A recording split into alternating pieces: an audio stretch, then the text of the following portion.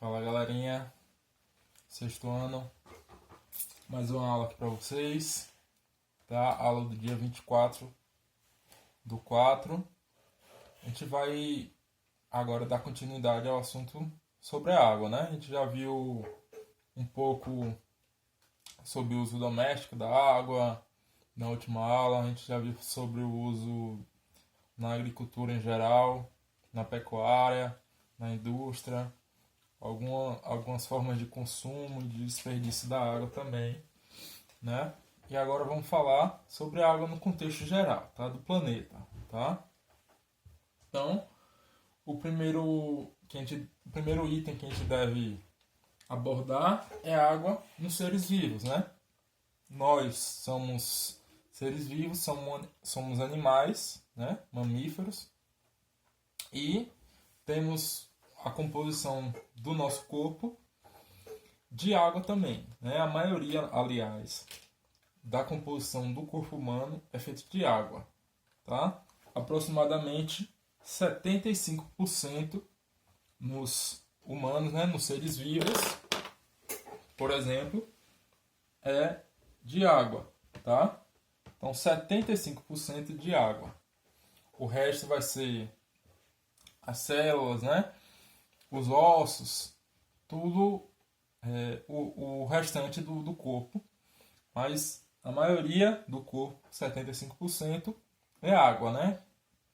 Então, grande parte do nosso corpo é feito de água. Não é diferente também em outros seres vivos, como por exemplo os vegetais. Então, 80% dos vegetais é feito de água também. Por exemplo, uma maçã foi o exemplo que ele utilizou aí no livro de vocês, tá? E por aí diante, né?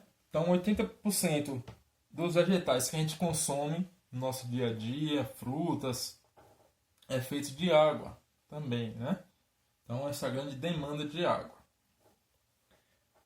Aproximadamente 65% nos peixes, né? Então, por ironia, apesar de ser um animal aquático, né? Ele vive na água, ele tem menos água no corpo dele, na sua composição corporal, do que, por exemplo, nós que somos seres terrestres, né? Então, nos peixes, 65% dele é água. Então, quando a gente come, por exemplo, um peixe, né, uma maçã, a gente também está ingerindo a água que compõe aquele animal, ou aquela fruta, aquele ser vivo, né? Então, grande parte dos seres vivos tem água na sua composição corporal. Por isso que, na última aula, eu falei que a água é um elemento essencial à vida. Nenhum ser vivo, repito, nenhum ser vivo consegue viver sem água. Todos eles têm na sua composição um pedaço de água, tá? Ou grande parte de água, né? Como nesses casos que eu acabei de citar. Então, dando seguimento aqui ao conteúdo que tem no livro, né? Vamos ver o que o livro aborda, né? E o que o livro explica sobre a água, e eu vou fazendo uns comentários em cima do que o livro aplica para vocês, tá? Então vamos lá. Ele começa o seguinte: a água e os seres vivos. Acredita-se que os primeiros seres vivos surgiram na água. Então, isso é uma afirmação correta, verdadeira. A vida, originalmente, né, provavelmente, ela surgiu na água. De que forma? Provavelmente os primeiros seres vivos do planeta Terra estavam na água, inicialmente, tá? Depois que eles foram conquistar o espaço terrestre. Claro que a gente está falando de milhões de anos atrás, tá? Não é algo que aconteceu recentemente. Milhões de anos atrás. Então a vida, provavelmente um ser aquático, foram os primeiros habitantes, se a gente pode dizer assim, da Terra. Com o passar dos anos, esses seres foram se aproximando da Terra, dos continentes, e assim eles conseguiram viver, passar do meio aquático para o meio terrestre. cada vez mais indo se aprimorando, conseguindo obter oxigênio, né? Mas isso demorou muitos e muitos anos, né? Mas originalmente a vida provavelmente se originou na água. Então, daí vem a importância da água, né, na origem da vida. Muito importante, tá? E também isso é mais um indício que quando os astronautas, quando a gente vê muito falar sobre vida em outros planetas, se uma das condições é encontrar água, né? Porque se a gente encontrar água, é uma das condições primordiais para encontrar a vida também. Então, provavelmente, se tem água, tem vida, né? Então, beleza. Vamos ver o que ele fala aqui mais ainda. Atualmente, há seres vivos em diversos ambientes da Terra, mas a água continua sendo um elemento essencial para a existência da vida. Beleza? Foi o que eu já expliquei. Se tem água, provavelmente tem condições favoráveis para encontrarmos outros seres vivos também, né? Grande parte dos corpos dos seres vivos é composta de água. Os seres humanos, por exemplo, têm cerca de 75% constituído de água, né? Uma maçã tem 80% de água e um peixe aproximadamente 65% de água, como eu já falei para vocês. Além de participar da composição dos organismos, a água é necessária para mantê-los vivos, né? Participando de diversos processos. Então, processos como a digestão, respiração, praticamente todos os processos que acontecem no nosso corpo necessitam da presença de água, né? Nas plantas, por exemplo, ela é fundamental no processo de absorção dos sais minerais do solo. Já em outros animais, auxilia no controle da temperatura corporal, né? Então, as plantas precisam das raízes, né? Por exemplo, através das raízes elas conseguem absorver a água que está no solo, né? Então, os sais minerais que também estão no solo vão, com esse transporte da raiz, puxar a água, né? Alguns sais minerais também entram nas plantas através desse processo. Então, é um processo que está ali ligado, né, diretamente. Assim como os seres humanos, como eu falei na última aula, a água é um excelente condutor de energia, né, de temperatura.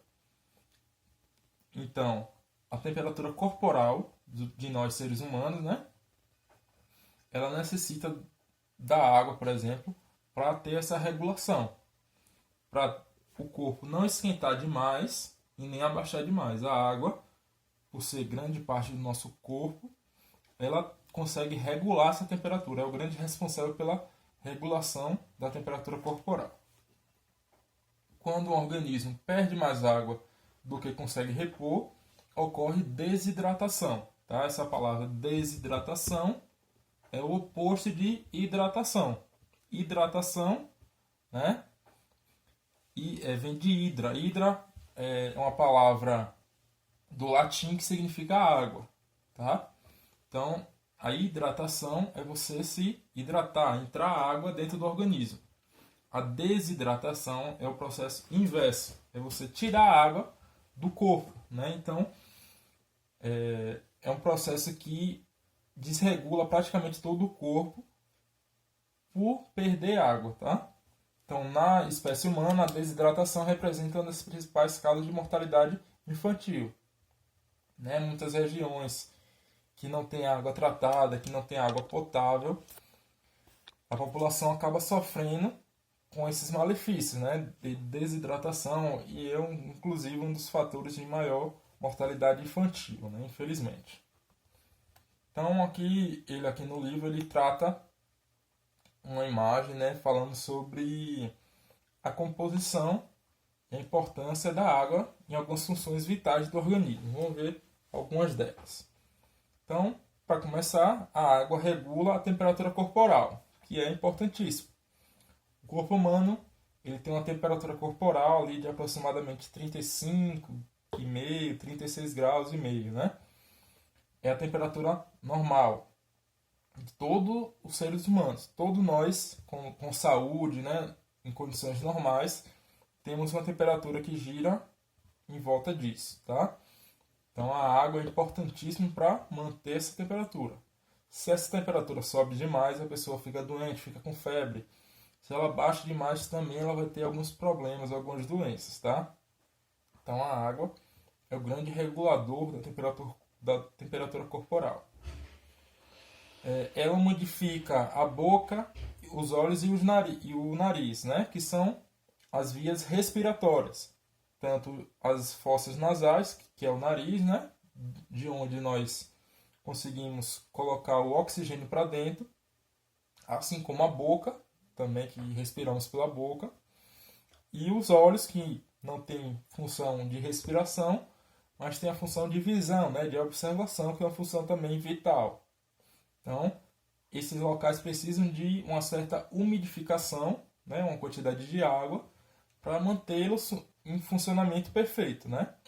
Então, a água também é fundamental para esses órgãos. Ele faz parte da composição do sangue. Então, o sangue que circula nas nossas veias, no nosso coração, nas nossas artérias, ele carrega o oxigênio, né? E esse sangue também é composto de quê? De água. Em sua maioria, ele é composto de água, que faz parte do plasma sanguíneo, né? Então, o sangue também necessita de água. É fundamental ter água. Sangue sem água, ele vai petrificar, né? Ele fica sólido e vai ter grandes problemas na circulação do sangue. Ele ajuda também a eliminar substâncias do organismo. Então, por exemplo, na urina, né? Quando a pessoa vai lá urinar, grande parte daquela urina é composta de quê? De água, né? Então, para a gente colocar para fora algumas substâncias que são nocivas, né? Que são perigosas, que estão em excesso no organismo, a gente também precisa de água em excesso. Né? Reduz o atrito entre os ossos. Então, entre os nossos ossos, né? Entre um osso e outro, a gente precisa de uma região ali mais esponjosa, né? Mais flexível, né? Essa região é chamada de cartilagem, e ela é mais úmida, tem mais água do que, por exemplo, nos ossos. Os ossos são quase 100%, 99% feito de cálcio mesmo, né? Por isso ele tem essa força, essa capacidade de ser tão duro. Enquanto que a cartilagem, ela é mais flexível, mais maleável, de acordo, né? Possivelmente por ter essa quantidade grande de água.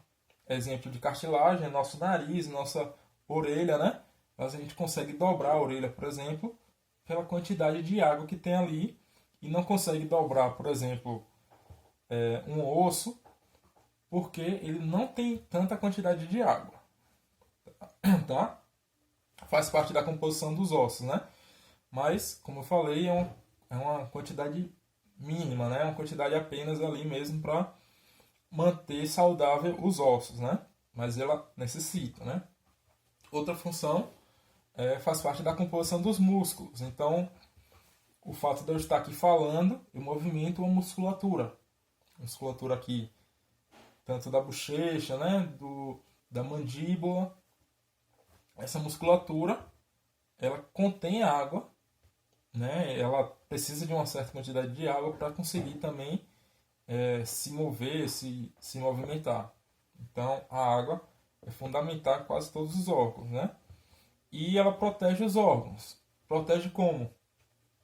A água, como ela está presente na maioria dos órgãos, ela funciona também como um absorvente, né, de impactos físicos. Então, os órgãos, quando a gente se movimenta, por exemplo, se tiver algum impacto no nosso corpo, a água que está ali contida, ela ajuda a absorver esse impacto, reduzindo os danos que podem acontecer com esses órgãos, né? Então, praticamente em todo o corpo humano existe água, e praticamente ele é fundamental para a vida, para a manutenção da vida, tá? Então é muito interessante essa imagem aí. Espero que vocês observem também no livro de vocês, tá? Ele fica na página 60 60 e... Deixa eu pegar aqui rapidinho. Página 66, tá? Página 66 de vocês vão encontrar essa imagem que é bem legal, falando sobre a composição da água no corpo humano em geral, tá? Aí ele começa a abordar aqui algumas coisas mais gerais, né? Então vamos ver o estudo dessa água no planeta, né? O planeta, ele como falei para vocês na última aula, ele é composto de muita água. A maioria do planeta ela é feita de água do que de outros elementos, tá? Então vamos ver o que o livro aborda. Ele fala o seguinte: a água está presente nos mares e oceanos, nos rios, em lagos e lagoas, nas geleiras, no solo, nas nuvens, na atmosfera, em forma de vapor e nos seres vivos. Então, praticamente no planeta inteiro tem água, né? Tem gotículas de água, tem a presença de água de alguma forma, seja ela na sua forma líquida, que é a mais encontrada, na sua forma gasosa, que também está presente no ar, no vapor da água, né? Na atmosfera, e na sua forma sólida, que são nas geleiras, né? Geleiras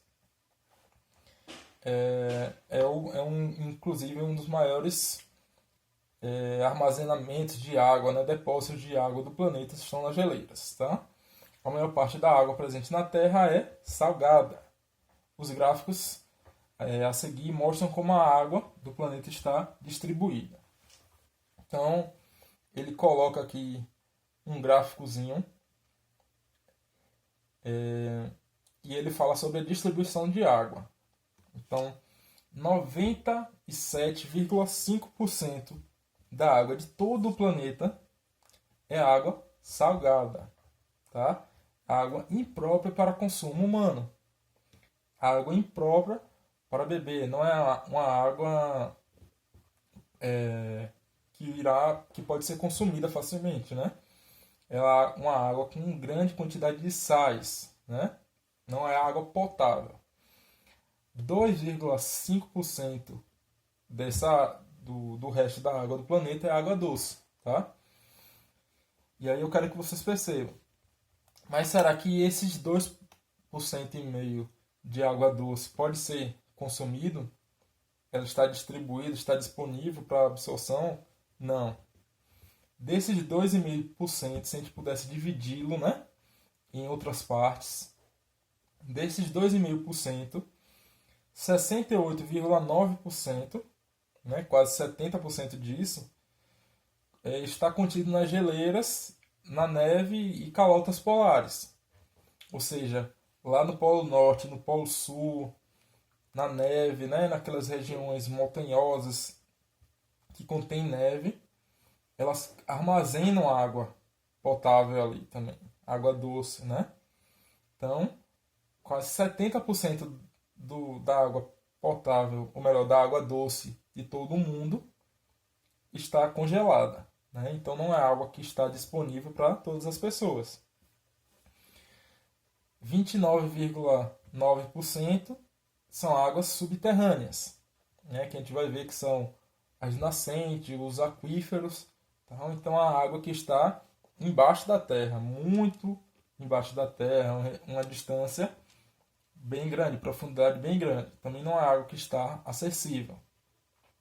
0,9% na umidade do solo. Então o solo ele absorve também uma certa quantidade de água e também mantém aquela região, né, hidratada. E só 0,3% está em água doce superficial, que são os rios e os lagos. Ou seja, se a gente pudesse juntar todos os rios do mundo, todos os lagos, lagoas do mundo, a gente só teria 0,3% de água disponível.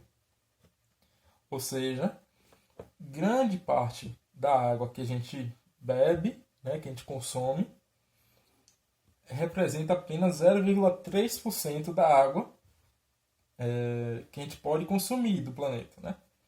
Então, por isso que na última aula eu falei sobre aquela questão de ser finito, é um recurso finito, ele tem fim, apenas 0,3. Então, repense como vocês vão utilizar a água, não desperdice água, tá? Instrua as pessoas que estão ao seu redor, a sua família, os seus amigos, para não desperdiçar água, porque é uma pequena parte da água que está disponível em todo o planeta que a gente consegue consumir, consegue beber, consegue utilizar para outras atividades domésticas, né? De forma geral. Tá? Então, eu quero que vocês entendam isso. De toda a água que tem no planeta, apenas uma pequena parte pode ser consumida por nós. Tá? Então, vamos falar agora sobre a hidrosfera. A hidrosfera, como aqui já diz mesmo, né? Hidro, eu falei para vocês que é água. Esfera, né? Quer dizer que aquela região, é uma questão global. Então, a hidrosfera é toda a parte global, toda a água do mundo. Se a gente pudesse reunir toda a água do mundo, ela compõe a hidrosfera. Então, se eu for falar de toda a água do mundo, eu estou falando de lago, de oceanos, de mares, da água salgada e da água doce. Então, a união de todo esse conjunto de água forma a hidrosfera. Tá? O livro ele fala o seguinte: o conjunto formado por toda a água existente no planeta, incluindo aquela presente na composição dos seres vivos, recebe o nome de hidrosfera. Podemos classificar as águas da hidrosfera em oceânicas, atmosféricas ou continentais. Então, são esses três tipos de água. Se a gente pudesse dividir toda a água do mundo, a gente dividiria em três etapas: águas oceânicas, águas atmosféricas e águas continentais. Tá? Vou explicar um pouquinho melhor agora cada uma delas. As águas oceânicas, elas compõem, né, como o próprio nome já diz, os oceanos e os mares. Portanto, são águas de composição salgada. Por que ela é água salgada e não doce? Porque ela é uma água que tem grande quantidade, grande riqueza de sais minerais ali dissolvidos. Então, principalmente, né, o cloreto de sódio, né, que é esse sal de cozinha que a gente utiliza. Então ele fica ali disponível na água e por ele ter grande quantidade de sais ali, ele dá esse tom, esse gosto mais salgado, né? A gente chama de água salgada essas águas oceânicas, né? Perdão. Então, diferente das outras águas. A água atmosférica é uma água em vapor, né? Em forma de vapor d'água, que é a água no estado vapor, né? No estado gasoso. E as águas continentais são as águas que a gente diz de água doce, né? Como a gente já viu, compõe aproximadamente 2%, né? E meio da água no mundo inteiro, são as águas continentais. Enquanto que as águas oceânicas compõem 97,5% da água do mundo todo. Ou seja, a grande maioria da água está nos oceanos e ela não pode ser consumida porque ela tem essa grande quantidade de sal, né? Uma água salgada. E se a gente beber, por exemplo, uma água salgada dessa, o corpo irá se desidratar. Pela quantidade de sais que a gente vai colocar para dentro do organismo, esses sais vão conseguir levar a um colapso, né, do funcionamento de alguns órgãos do nosso corpo. Então, a gente não pode beber água salgada, só pode beber água doce, águas de origem continental. Tá? As águas oceânicas são mais abundantes da hidrosfera e estão localizadas nos mares e oceanos. Essas águas são salgadas por conterem muitos sais minerais dissolvidos, especialmente o cloreto de sódio, principal constituinte do sal de cozinha. Os sais minerais estão presentes em rochas da superfície da Terra e são transportados pela água dos rios até o mar. É outro fator. A origem, né, dessa água pode ser no continente mas o fim dela, né, ela vai correr para o oceano. Justamente por ele ter a maior parte da água do planeta, o oceano ele meio que puxa as outras águas para ele. Então todo o rio vai correr para onde? Para o mar. Porque a água do mar atrai as outras águas. Então é um processo natural. Todas as águas vão acabar indo, né, para o oceano. E do oceano, a gente vai ver o ciclo da água mais para frente, elas conseguem retornar para o continente e vice-versa, né? Então, o sentido da água vai ser sempre do continente, né, dos rios, dos lagos, das lagoas, para o oceano. Outra fonte de salinidade das águas oceânicas são os processos vulcânicos, né, que ocorrem nas fontes hidrotermais, nas profundezas do oceano. Alguns vulcões encontrados nessas regiões liberam constantemente um material escuro que é rico em sais minerais.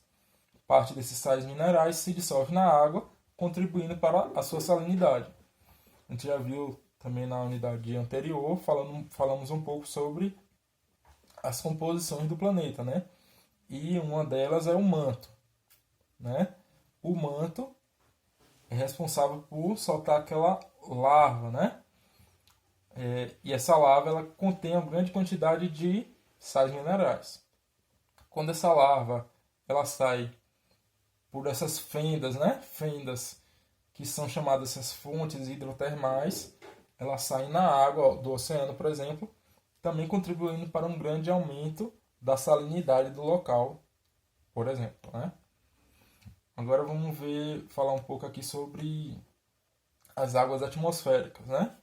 Águas atmosféricas, como o próprio nome já diz, tem relação com o ar, né? Então a água atmosférica encontra-se na forma de vapor da água, de pequenos pedaços de gelo suspenso no ar ou de gotículas de água líquida. Parte dessa água é encontrada nas nuvens. Então, quando a água evapora, ela sobe, né, para o céu e fica em forma de gotículas. Essas gotículas também compõem a água atmosférica e elas se juntam, né, quando elas vão se agrupando, elas formam as nuvens. Isso tudo na forma de vapor. Essas nuvens também são consideradas, né, um depósito de água, né? Só que dessa vez a água na forma de vapor, né? A forma gasosa. E, por final, as águas continentais, que são divididas em duas partes, os aquíferos e as nascentes, né? As águas continentais estão em rios, em lagos, em lagoas, em geleiras ou são subterrâneas, né? De modo geral, as águas continentais contêm menor quantidade de sais minerais dissolvidos que as águas oceânicas. Por esse motivo, elas são chamadas de água doce, né?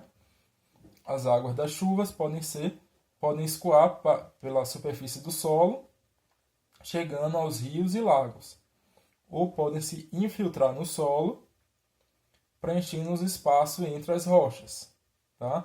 Neste caso, elas são armazenadas em formações geológicas subterrâneas, constituindo os aquíferos, tá? Então, os aquíferos são grandes reservatórios de água que estão numa profundeza, né, profundidade muito grande. Então, embaixo da terra, né, de onde a gente pisa o solo, muito abaixo dela existem os aquíferos, tá? Os locais onde a água dos aquíferos atinge a superfície constituem as nascentes. Então, não sei se vocês já tiveram a oportunidade de ver uma nascente, mas é um local, geralmente começa por uma pequena brecha que ela vai brotando e daí vão formando, é a origem dos rios, né, e dos lagos. Então, essas nascentes nada mais são do que um ponto, né, que liga o aquífero que está ali abaixo dele à superfície. Daí a gente chama esse nome de nascente, né? Os rios e os lagos são as principais reservas de água doce utilizada pelos seres humanos. Entretanto, em muitas regiões, esses recursos não estão disponíveis em quantidades suficientes para toda a população. Pode-se perfurar os poços para explorar a água subterrânea ou buscar nascentes onde essas águas afloram, né? Então, é uma das principais fontes de água do planeta, é tentar buscar essa água subterrânea. Beleza, galerinha? Por hoje é só.